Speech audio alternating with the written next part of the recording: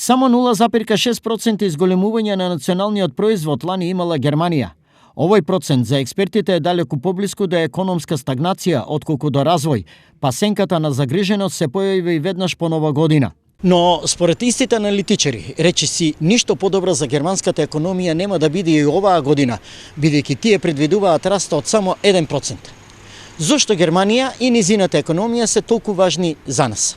Македонскиот извоз силно зависи од состојбите во Германија. Во 2018 трговската размена со оваа земја била 4,3 милијарди долари, што е 27% од вкупната размена на Македонија со светот или 38% од вкупната размена со Европската унија. Вели самостојниот советник во Стопанската комора на Македонија Анета Димовска. Дека македонската е сензибилна на негативните тенденции во германската економија, потврдува и Ангел Димитров, председател на Сдруженијето на работодавачи. Настине економијата во Германија ние ќе добиеме бронхопнеумонија.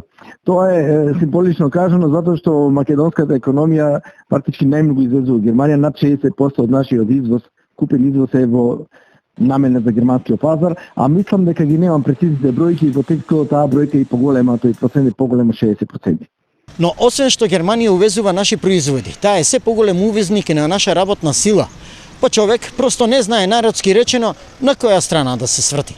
Во периодот од неколку години наназад, Германија за наши граѓани издава околу 10.000 визи годишно. Со најавената либерализација од март, овој број ќе биде далеку поголем, што значи дека за македонската економија ќе биде уште посложено. Заклучува Димовска.